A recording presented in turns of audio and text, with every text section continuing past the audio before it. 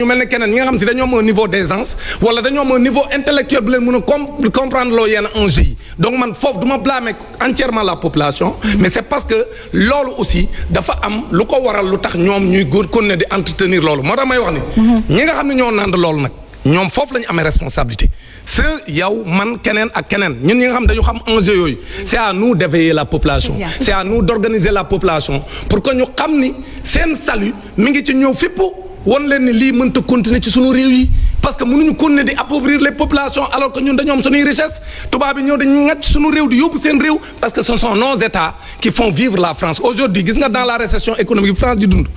ci à travers ni muy pomper sunu économie ñun africains yi ak sunuy ressources ci lay dem di alimenter l'économie française parce que la France aujourd'hui est en difficulté. buñ ko tàmbalee di def nii yow Pape Makhtar balaa may joxaat li ma xam nga dama ne àdduna lu nekk question d'option la. xam nga tey yéen nga xam ne di ko wax ñàkk loxo yeneen i nit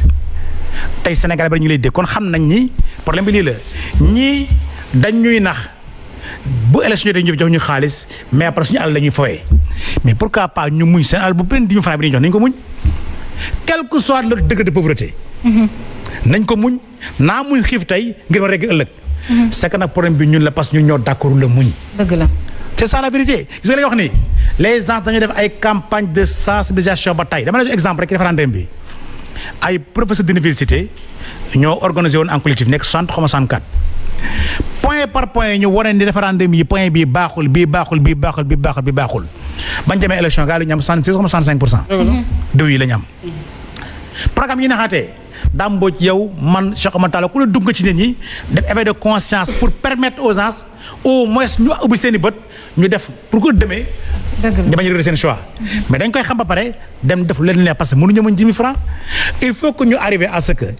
ñu mën a muñ tey pour ëllëg neex. merci beaucoup Ngarab justement Pape Makhtar film bii ñu seetaan léegi nii science fiction la de mais mën nañu que ni réalité la on parle de Mali ba pare it mu nekk ay ressources yi nga xamante ni moom la ñu xam fii si biir Afrique ñu duñ ko jël ba tey tubaab yi nii qu'est-ce que ça t'inspire? waaw lu may inspiré mooy li nga wax léegi rek xam nga science fiction la et puis beneen affaire bi genre théorie complotiste yi moom dama ci dul d'accord le plus souvent gis nga Yacine ñun ñuy di wax ci télé dañu am responsabilité bu mag gis nga askan bi ñuy déglu dañ leen war a sensibiliser ñu yeew ñu jël seen responsabilité assumer ko mënuñu continuer di vivre dans le déni nous ne sommes responsables de rien. La France est responsable de notre appauvrissement moom mooy ñëw ay président di leen fi teg mooy ñëw di def lépp mooy jël suñuy richesse di yóbbu ñun Sénégal daal wala Afrique ñun defuñu dara ñun déjà ñun ñoo njëkk a fragiliser suñuy institution lu mel ni CEDEAO communauté boo xamante ni ñëpp ko bokk ñu tuddee ko syndicat de président te bu ko fi nasaraan waxoon tey jii ñun ñëpp taxu indigné wu est-ce que ñoom ñi nga xamante ni ñooy président yi jiite CEDEAO war na tax ñun ñuy saaga CEDEAO est-ce que nga raaf parce que da ngay mal gouverner Sénégal war na tax ñu saaga Sénégal li Sénégal du lu baax donc je crois que il faut que ñu gën a xoolaat bu baax a baax ñun lu ñuy def je dis que par rapport ak Mali ak Afrique situation bi ñu toll ñun nous avons toutes les ressources mais xam nga benn ressource nañ soxla mooy fexe ba intellectuels yi ñu génn ci seen kër yi ñu ngi fi wax léegi xale boobu noonu Diary Sow je crois fan la nekk actuellement du France. lui le grand France. Et pourtant c'est une fierté pour l'éducation nationale d'avoir benn xale boo xamante ni mi ngi jàng ji école France combien d'enseignants wala d'universitaires ñoo tey jii nekk France di fa jàngale daam mii pour parfaire sa formation dem na Angleterre donc adduna bi village planétaire la ku nekk da ngay dem fenn ba Cheikh Oumar Talla mi nga xamante ni chaque 1 2 3 mun la France ba mu waree def formation dafa dem France. chaque 1 2 3 ñu ni France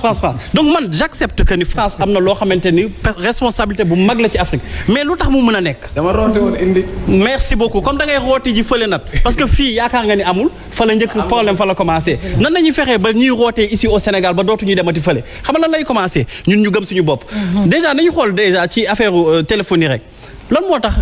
Orange tey jii ñëpp am genre fixation ci Orange tey jii am na yeneen kii yu fi nekk opérateur. et pourtant ñun ñooy dem préférer produit Orange boobu après ñu ne France ñoo ñuy ngacc.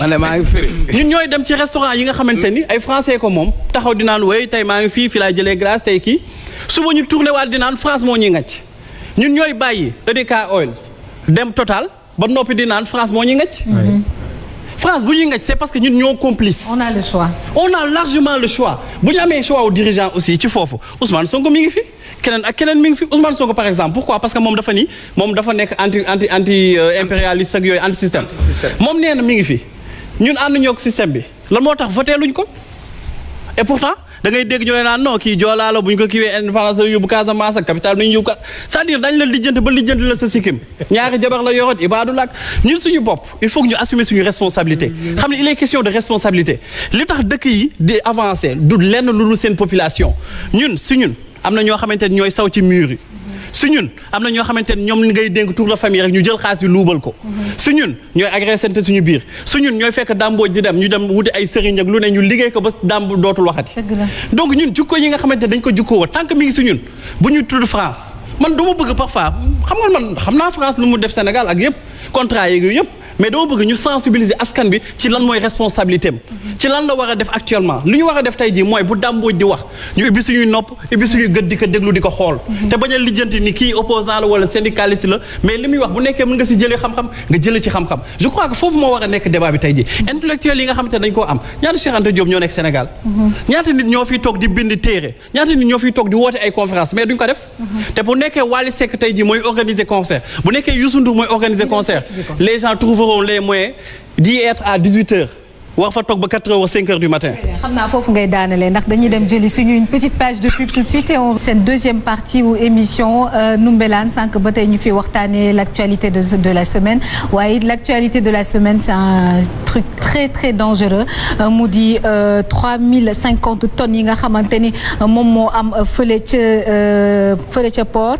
3050 tonnes de nitrate d'ammoniac foofu moom la ñuy exposé foofu ca Môle 3 bu port autonome de Dakar depuis fin juillet te nee nañu cargaison bi waa Mali ñoo ko moom dafi mu nekk nii tëj nañu frontières yi ndey di mu nekk lu doy waar Dakar on peut dire que est menacé. waaw fan yëpp ñu ngi koy wax te tamit foofu dañuy jaajëfal bu baax presse bi parce que bu ñu yëgee coow li ba léegi bu ñu alerté dégg nañu ki ko moom sax moom tamit réagir na mais ñoom li ñu bëgg mooy déplacer li nga xamante ni mooy ammoniac boobu yóbbu ko Diamniadio te loolu bu ñu ko defee tamit dañuy déplacer problème rek parce que boo ko Diamniadio ay nit a nga fa dëkk. effectivement tey li ñu war a def mooy borom ammoniac bi na jël yëfam yóbbu ko fu mu jëm fu mu xam na ko yóbbu te loolu tamit dañuy saluer pour le moment laay wax dañuy saluer pour le moment taxawaayu ministère de l'environnement parce que ñoom Abdou Karim Sall ak ministère am affiché nañ bu baax seen position soxla lu jëm ci wàllu ammoniac boobu parce que ñoom nee nañ du ñu joxe agrément pour ñu koy jàllale X wala Y lieu liñ ci war a jàngatee nag mooy nañu xoolaat d'abord problème yi nga xamante ne ni Sénégal am na ko parce que ñu ngi wax collecteur Fann Hann nga xam ne bombe écologique la. ay at ñu ngi ciy wax chaque année autorités yi dem fa daal di def tournée ànd ak journalistes yi ñu photo vidéo wane ni fii danger la mais buñ ca noppee pare nañ ci ndax nit ñi ñu ngi fa continuer di fa dëkk bu weesoo ñetti kër wala ñeenti kër yu ñu fa toj ba tey gisuma tey ji collecteur boobu noonu lan lañ fa envisage def léeg-léeg nag ñu tudd ay koppar yoo xamante ne ni dañuy wax ni collecteur boobu noonu war na ko laaj mais pay problème bi mooy déplacement bi kon bu ñu naree déplacer askan woowu yëpp dafa am coût bu bëree bëri boo xamante ne nii man yaakaaruma ne état bu Sénégal dina ko jaral tey mu génn xaalis bu toll noonu di ko teg pour déplacer population mais faaw mu def ko parce que loolu moo dafa yàgg indi tey jii nga xamante ni moo amoon fële ca Beyrouth. je suis d'accord rey ay centaines de personnes. je suis d'accord deux explosions nag en tout cas. je suis d'accord mais à chaque fois bu fekkente ne ay wax rek ak ñaawlu wane caméra yi loolu autorités yi sawar nañ ci mais jëf mooy problème maa ngi wax collecteur Fann Hann mais Béda Hann ñaata at projet bi ñu ne xaalis bi dugg na yemb na pare na. lan moo tax démarré wul donc yooyu tamit mu nekk ay bombe écologique yoo xamante ne ni askan wi da leen di lor ammoniac bi tamit c'est pareil fi mu nekk nii mën nañu agiter la question mi ngi bouger nag parce que même président de la République sax àdduna ci conseil des ministres le ministre de l'environnement tamit li mu wax leer na mais buñ ci noppi solution bi tey mooy ki ko moom na ko jële Sénégal génn ko fi parce que tey benn dëkk bëggul dëkk ak ammoniac comme ni nga ko waxee léegi parce que Beyrouth def na fa ay dégâts yoo xamante ne ni tey jii kenn mënu ko natt ba tey mi ngi continuer di def loolu tamit mënuñu xaar ba nga xamante ne ni dafay ñëw ni tës ci kaw sénégalais yi ñu door a jóg fekk ni boobu c'est trop tard parce que gisoon nañu accident bi nga xamante ne ni amoon na Sonacos boobu ñu nekk ay tout tànk mais ñu ngi koy rappeler mu nekk accident bu metti boo xamante ne ni yóbbu woon na ay bakkan yu bëri te c'est la même chose kon nag tey jii wax dëgg yàlla ni ñuy agité dee yeneen questions yi nga xamante ne dafa soxal askan wi bii moo ci gën a raw parce que c'est des questions de vie ou de mort. Alors Cheikh Oumar Talla, une question de vie ou de mort tey jii est-ce que mën nañ wax ni que ni le Sénégal est en danger ak quantité importante bi nga xamante ni moom moo am ci nitrate fële ca port surtout waa Thiaroye mu di waa cité Famara Ibrahima Sagna ñoom ñi ngi ŋaañe ndax 300 tonnes nee nañu loolu foofu loolu lañ fa fekk ca nitrate d'ammoniac. ah ñun de si danger lañ judd ci la ñu yaru ci la ñu màgg ci la ñu deewaale sax soo moytul tu sais bi ma nekk xale ginnaaw raa lañ doon dem phosphate ICS bu ñu amee góom si zone yi la ñuy tibb di ko duy suñu yaram boobu xamuñu sax lan moo xew gis nañ fi sax terrain boo xam ni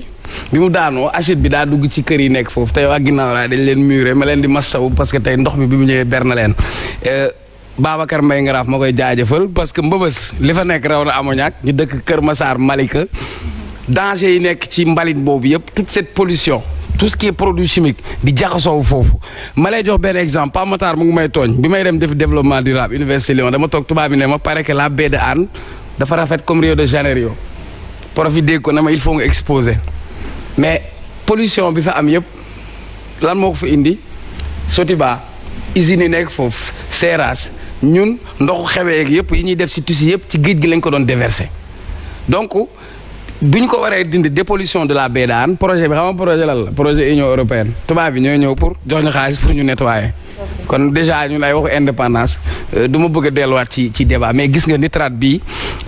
bu ñuy wax on a une presse responsable parce que presse rôle bi mu mënoon jouer mooy alerter bu ko presse waxul woon amaana du egg fii pour que sénégalais yi am conscience lan moo xew. il a fallu que Beyrouth explosé bu Beyrouth explosé ñun fekkee wuñ guerre mondiale xamuñu Nagasaki dégg lañ ci am. mais ci ban rayon ak yan jéeya la li am Beyrouth am te déjà. nombre bi nekk à Beyrouth 10 kilomètres. voilà l'image est là donc léegi imagine port de Dakar fi mu nekkee déjà bu loolu explosé woon ñaanuma ko yàlla Gorée moom. il paraît que impacté na 10 kilomètres pour rappeler. voilà su impacté 10 kilomètres entre l'île de Gorée et Dakar ban impact la am. Dakar fii mu toll nii bis bu impacté woon fu ñu jëm te li nekk fii ci Ndakaaru moo ëpp la ne woon Beyrouth te man balaa may wax loolu xoodeeku balaa ngay lakkle mais man munoo dëkk boo xam ne gestion des risques. wala des catastrophes mënoo ko inondation bi pendant 10 ans mënoo koo gérer bu yàlla defoon lii jéye ju mel ni war a fi am déjà ñun suñuy secours matewu ko suñuy hôpitaux matewu ko wax fa dëgg sa yàlla am na yoo xamante ni caaxaan la xam nga caaxaan na ni ñun li ñu am légèreté lañ ñu jàppee légèreté mooy on va écrire un communiqué bon waxoon naa ministre de l'environnement suñuy Oryx c'est bien j'applaudis nee na lii bu ñu fi am mais les actes qu'on doit poser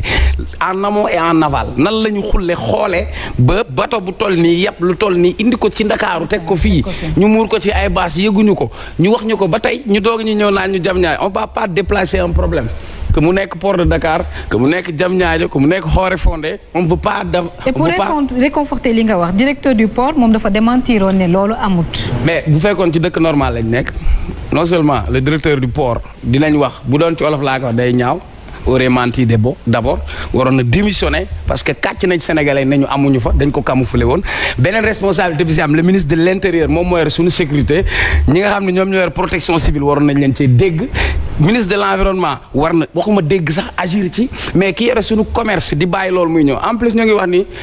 Mali la dem loo xam ne c'est en transit c'est juste temporaire ça ne doit pas être fixe et suñu port bi lan ak lan moo fa nekk ak lan ak lan moo fay dugg lii daf la war a jàngal ni war nañu gën a renforcer suñu sécurité Mali c'est instable Guinée-Bissau c'est instable on parle de terrorisme on parle d'autres choses aujourd'hui si nos forces de défense et de sécurité n'ont pas les moyens n'ont pas le dispositif nécessaire pour ñu exercer sauvegarde intégrité territoriale au contraire on va prendre 300 milliards pour acheter un parc automobile on va prendre 1 milliard pour acheter la voiture présidentielle je crois que Sénégal ñun ci risque lañ judd ci la ñuy màgg ci la ñuy dee parce que ñi fi nekk